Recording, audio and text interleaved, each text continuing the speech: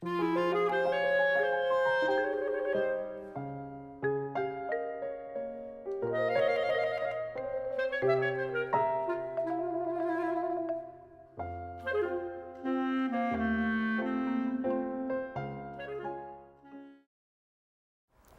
must say that the greatest teacher and role model for me was my mother.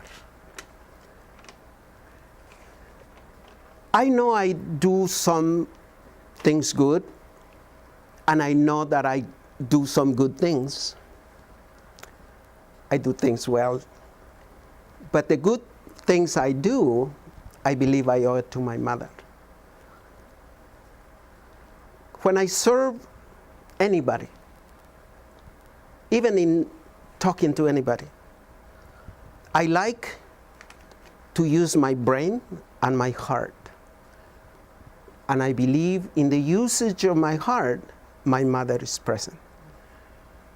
She taught me what unconditional love is. She loved me. She protected me. And let me see if I can just share with you how she did it. My father was a great man that I loved greatly, and I would have given my life for him. I always loved him. But he was very impatient. And perhaps he had a mental illness, I do not know. But he would punish me and hit me for any reason. And that would be at least once a day. But I don't recall ever being hit by my father without my mother being hit first. She would say, "Don't hit my Roberto." So you can imagine the influence of those actions. Mentally, academically, intellectually, I must say that it was my father and Galileo who were my main role models. My father, because what he said was done, no matter what. If he says, "I am going to build a road from this town through that town and the other town," he would. He had that power in his voice, in his brain, and in his heart. And I wanted to be like him. A man of his word. A man who valued the words that came out of his mouth and stood by them. And of course, spoke carefully. But then Galileo, who just plodded along, improving what needed to be improved and invented by others, like the telescope, and going out and giving us the path to what now we call modern scientific approach. I believe it's like this. I believe the explanation is this. And he would say, "Well, let's go out and find out." And so, as I speak to young people like as yourselves, don't believe what I say. Go out and find out. Okay. Those were my role models. You see, all along, like most of you, I thought, "Oh, I will never get married. I will never have children.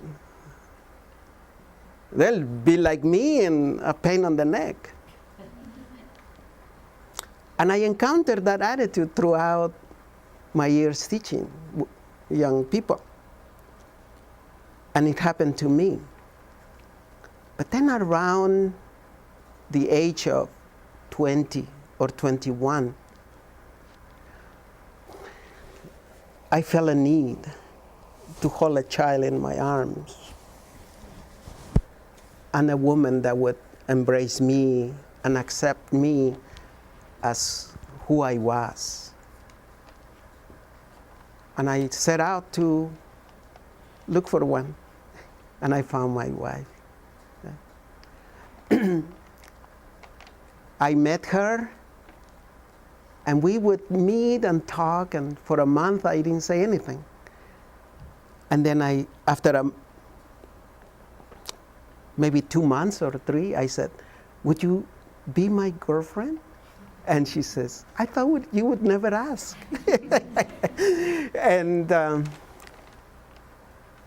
I said, "Well, I took my time because I also want you to be my wife. And so don't tell me that you want to be my girlfriend, because I also want you to say that you want to be my wife." But I was in school, and I said, "I have nothing to offer you, so it'll be 2.5 years before we get married, because by then maybe college would be out of the way and I can earn enough money to support the family." And that's more or less how it happened. And nature has a clock for you, and the clock at one time is going to say, "It is time to do this or that," and that will be one of them. And having children, perhaps that too will kick in, and I wanted my child. And it is empowering to be a father. You develop this strength, this purpose to protect a child, to guide the child. And that's how it feels. Power. Hi, my name is Andrew Madaleno. Hello, my name is Declan Hackett. Hi, my name is Denise Morales. Hello, my name is Luis Avalos. Hi, my name is Paola Valentin.